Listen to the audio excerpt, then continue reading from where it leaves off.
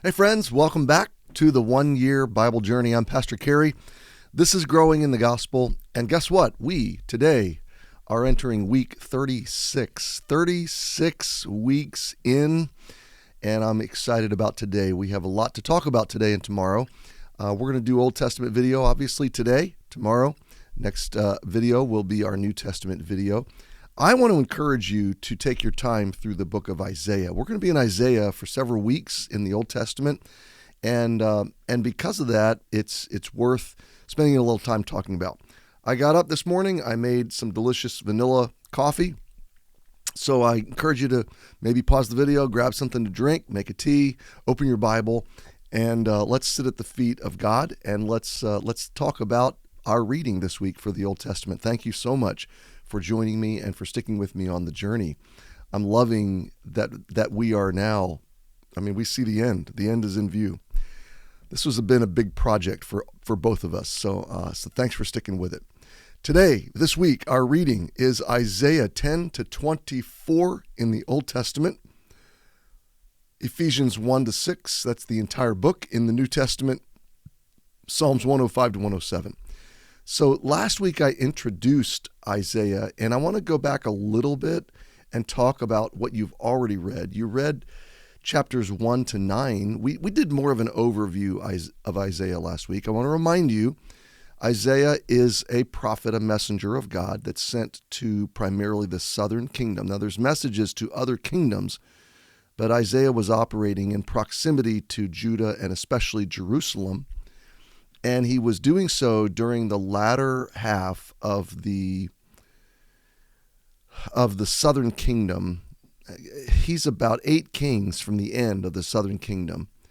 He prophesies during portions of the reigns of 4 different kings.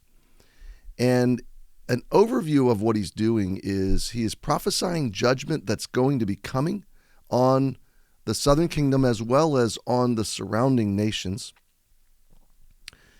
because of the unrepentance. So judgment is warning, but judgment warnings announced to those who are unrepentant only makes them harder.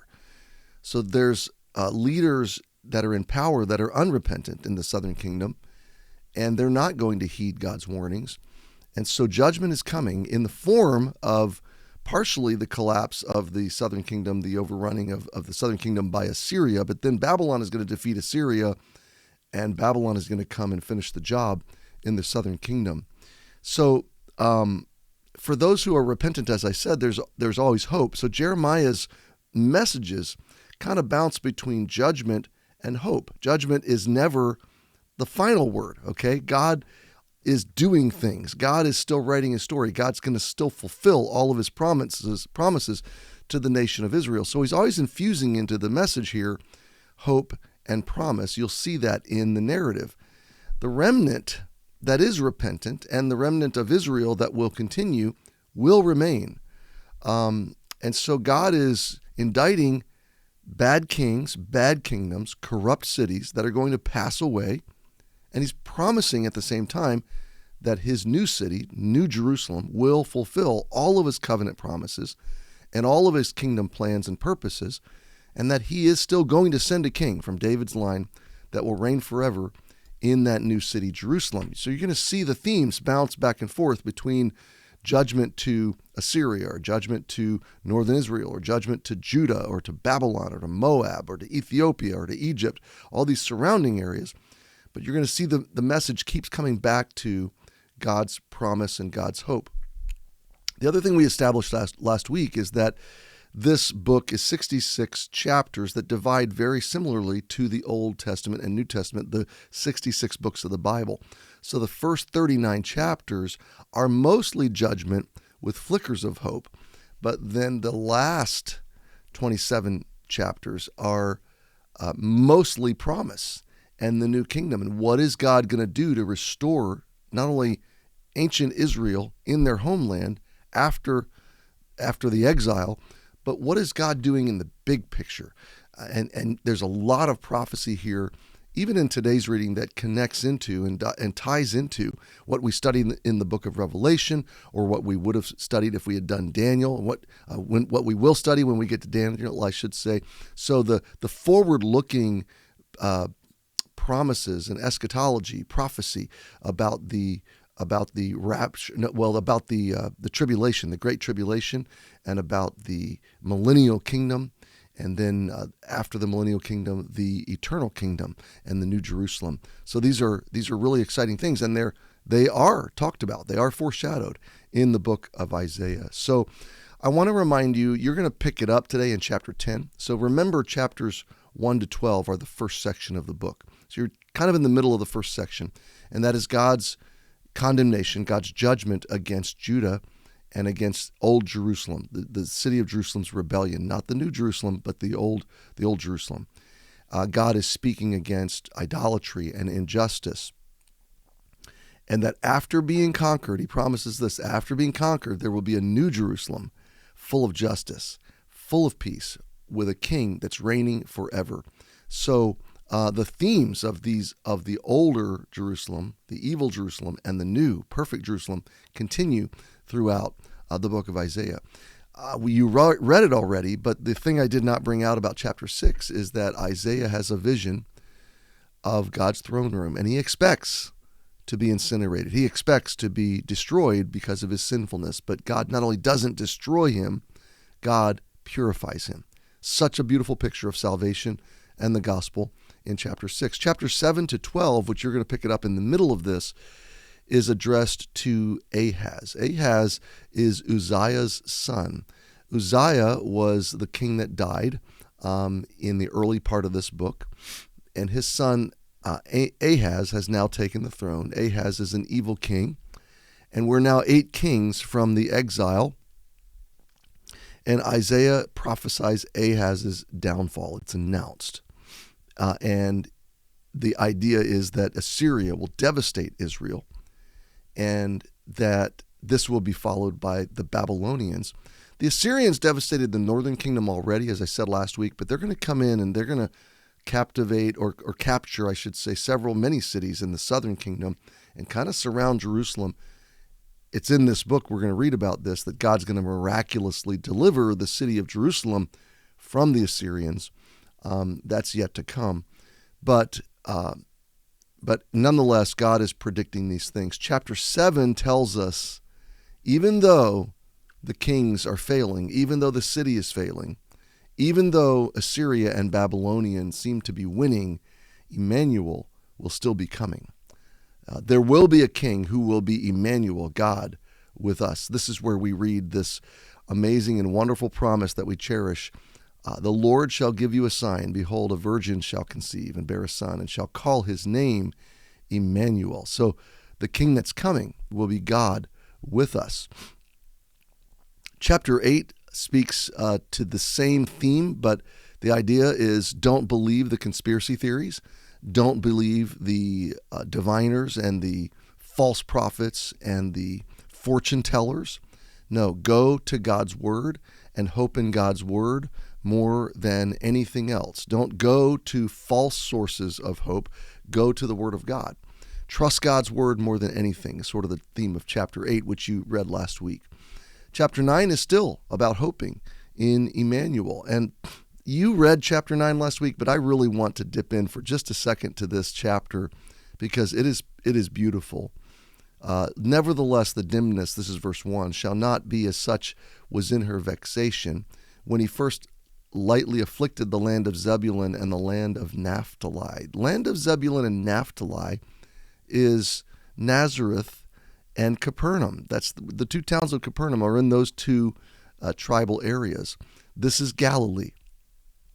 So God is predicting 550 years before Jesus arrives that God is going to visit the planet in the land of Zebulun and Naphtali. By the way of the sea is what verse 2 says, beyond Jordan, in Galilee of the nations. And he says that the people that walked in darkness, that's what's happening right now, during Isaiah's prophecy. They're walking in darkness because the Assyrians have conquered this area. The people who have walked in darkness have seen a great light, and when Jesus arrives, it is a great light. They that dwell in the land of the shadow of death, upon them hath the light shined. Life, light, living water, living bread, door of hope, good shepherd. He visits that area. And then in verse 3, he multiplies and increases the joy, so that they're joying before him according to the joy of harvest, as men rejoice when they divide the spoil. This is the joy that Jesus brought to Galilee as he's healing the blind and the lame and the deaf and the halt and the maimed and the diseased. He's healing everybody. He's healing thousands and thousands and thousands of people and teaching and ministering. And people are exultant as in harvest and as when they're dividing the spoil after a victory. Verse 4, you've broken the yoke of his burden, the staff of his shoulder, the rod of his oppressor, as in the day of Midian. God liberates them from their oppressor. Who's our greatest oppressor? Satan and sin and death. Verse 5 speaks all this picturesque imagery. It's dense, and I want to encourage you to press through it. But verse 5 here says, for every battle of the warrior is with confused noise and garments rolled in blood. But this victory shall be with the burning and the fuel of the fire. So what the idea here is that the weapons of war and the accoutrements of war, the dressing of war are going to be fuel for the fire. There will be peace and there will be victory. Why? For unto us a child is born, unto us a son is given, and the government shall be upon his shoulder. So now we're talking about Jesus, and now we're talking about not the first visit, but the return, the second coming. We're talking about the millennial kingdom. And his name shall be Wonderful Counselor, the Mighty God, the Everlasting Father, the Prince of Peace. So this passage speaks about the first and second coming of Jesus. And it's merged into one, like two mountain peaks that look like one mountain peak from a distance, okay? But when you get to them, there's one, and then there's a valley, and then there's another one. And that's where we are right now. We're in that valley called the church age. But these two mountain peaks are in view in this prophecy. Beautiful, wonderful promises of God. All right, you're going to pick it up this week in chapter 10, and that is going to speak of the judgment of Assyria and hope for Israel. So isn't it interesting that God said Assyria is, first I'm going to use Assyria and their evil, I'm going to turn it into my plan, but then once I'm done using them, they're going to be judged for rejecting me. Verse 11, we read again about the Messiah, about a branch coming out of David's line. Now, this is worth taking a minute to talk to you about. God has compared the nation of Israel to a tree that's going to be chopped down. It's going to be a stump, and then it's going to be burned and badly destroyed. And yet the stump underneath is not going to completely die. It's going to look on the surface like it's waste and like it's done, like there's no life. But then chapter 11, verse 10 says, and in that day, so this day that God's going to do a miracle, a mighty work, that Emmanuel is going to be God with us. In this day when a virgin is going to give birth to a son, and unto us a child is going to be born, in this day there shall be a root of Jesse. So Jesse is the grandfather, great-grandfather or great-great-grandfather of David. Anyway, Jesse is the lineage of David. That's what I'm trying to get across. And so there shall be a root. There's going to be seed. There's going to be life in that root, and it's going to spring up. And that root of Jesse, which shall stand for an ensign of the people, to it shall the Gentiles seek, and his rest shall be glorious. So the root or the rod. Okay, you know what? What I need to do is open this up. So you bear with me. I'm going to look this up because I really want to get this right, and I don't want to misinform you. This root is the word rod. It's the word, I want to say it's the word netzer, which is the root word of the word Nazareth, which is the city that Jesus came from. It's really, really cool. So this is Isaiah 11, 10. And let me just pull it up real quick. Should have done this before the video. In that day there shall be... No, that's not it. This isn't the rod or the stem passage that I'm thinking about. So Jesse, the root of Jesse, Jesse's the father of David. So I got that wrong. Obed is his grandfather, and Boaz, that's who I was thinking, is his great-grandfather. That's the husband of Ruth. But the root of Jesse is the same as the rod of Jesse, and that rod is speaking of Jesus springing up out of the lineage of Jesse, the father of David, and the promise.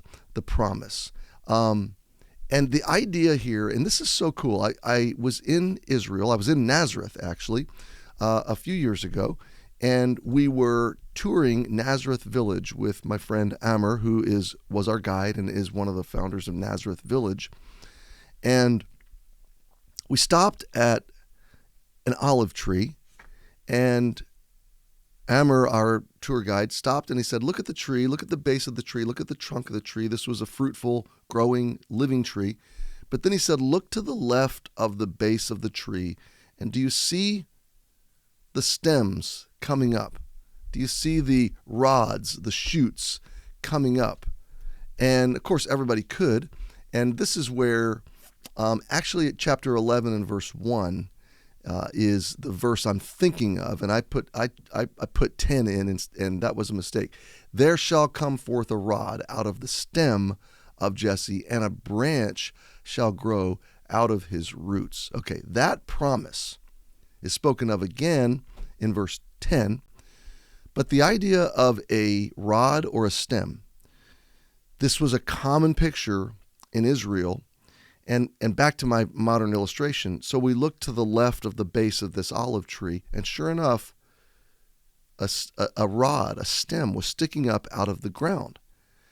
And my friend Amr said, this is coming from the roots of this tree, but it's a separate tree. And he said, if this tree is damaged, if this tree is chopped down and burned, this root can still live. And in fact, this is how we transplant new trees. We take this stem and we carefully dig it up and sever it from the tree it came from, and we plant a new olive tree.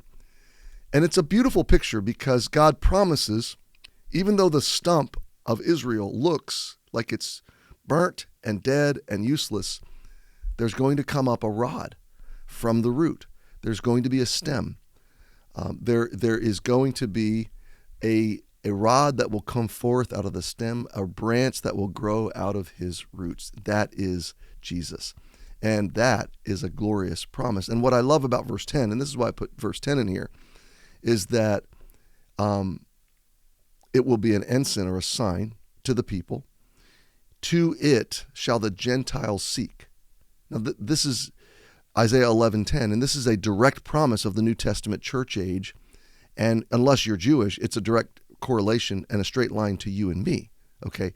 We are Gentiles right now, during this video, seeking to Jesus, seeking after Jesus, the stem, the rod of the root of Jesse. And so this very moment, right now in this video, we are fulfillments of this Old Testament prophecy of Isaiah 11:10. And his rest shall be glorious. That's not just talking about the rest God wants to give you right now, though that can be glorious too. It's talking about the rest that Jesus is going to give all of us in the millennial kingdom and then forever. So what a beautiful and wonderful promise. Chapter 12 is Isaiah's song of worship for salvation. It's a short chapter, and I put this verse in my notes. Behold, God is my salvation. I will trust and not be afraid. For the Lord Jehovah is my strength and my song. He also has become my salvation. Do you see how Isaiah understood the gospel? Do you see the gospel in Isaiah? It's all throughout Isaiah.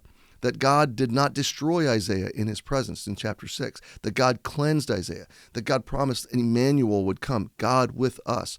A virgin would give birth to a son. Unto us a son would be given, and to him we would seek. And he would be a stem, a rod out of the root of Jesse, and he would grow up and provide rest. And chapter 12, he would provide salvation. God is the provider of salvation in chapter 12. And Isaiah is the recipient of salvation because of his trust. And that trust obliterates fear and gives strength and song because God is our salvation. When you turn to chapter 13, you're turning into a next section of the book, and it's 11 chapters, 13 to 23. And this section is going to be some heavy and dense and a bit obscure reading. And so let me walk you through it for just a minute. It's really the condemnation of other nations and the predicted fall of Babylon, which is going to happen after they conquer Israel and Jerusalem, or Judah and Jerusalem. And and then the predicted downfall of Israel's neighbors. Isaiah is going to show us that the conquering kingdoms that are going to seem to rise up and defeat God's plan would only be temporary, and that these kingdoms are defying the highest king, and the highest king will win, and those who come against God will ultimately fail, and God will keep his promises. So chapters 13 and 14 are God's judgment on Babylon and Assyria. Chapter 15 and 16, God's judgment on Moab. This is the nation directly to the east of the southern kingdom. Chapter 17 is God's judgment on Damascus, the city of Syria, in the north. Chapter 18 is God's judgment, God's message to Ethiopia. I found that interesting that God at one point judged Ethiopia, but then in the New Testament sends the gospel back to Ethiopia through Philip meeting the Ethiopian eunuch in Gaza, he happens to be the CFO of the nation of Ethiopia. And tradition tells us that man returned to Ethiopia to spread the gospel. So God's grace is amazing. Chapter 19 is God's message to Egypt, God's judgment to Egypt. Chapter 20 again to Egypt and Ethiopia.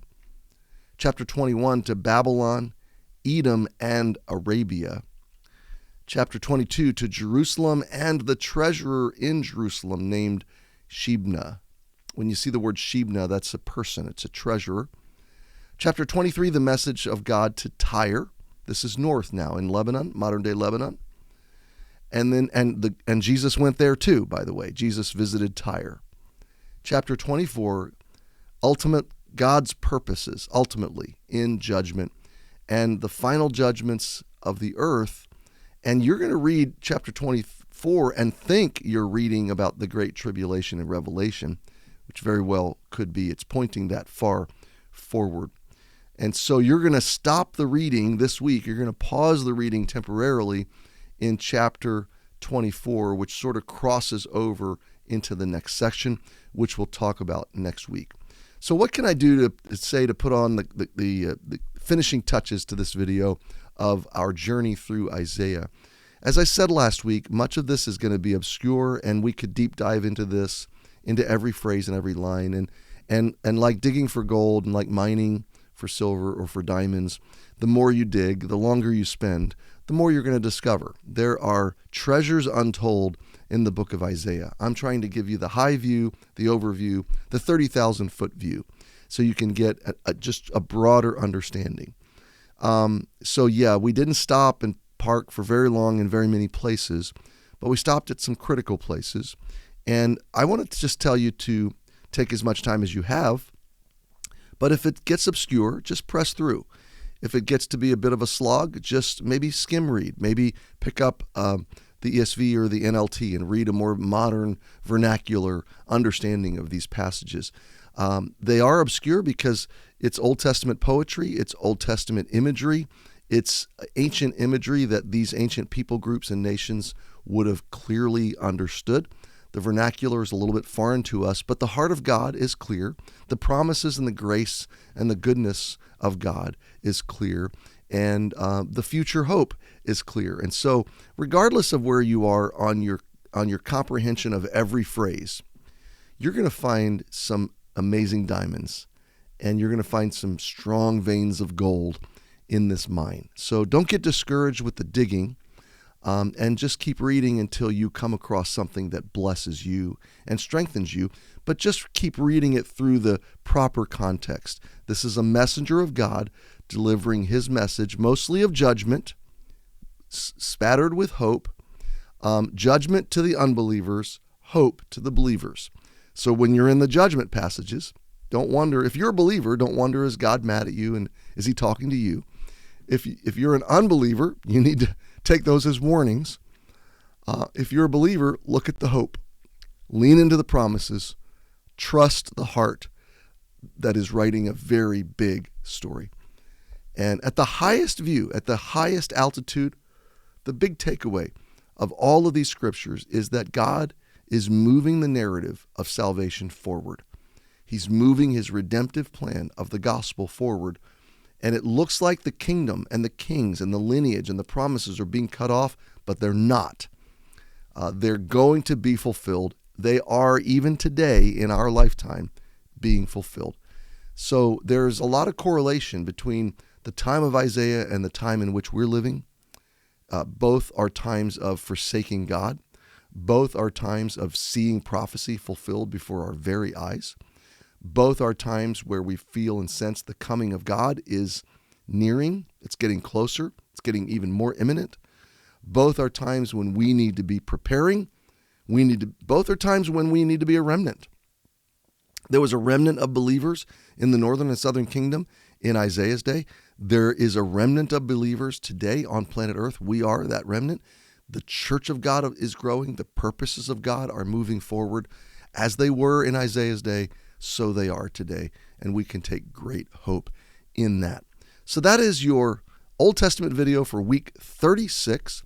I hope that you are blessed in your reading this week. I want to remind you, the Done Book is available. This is a 100-page account of the gospel that is gently confrontational.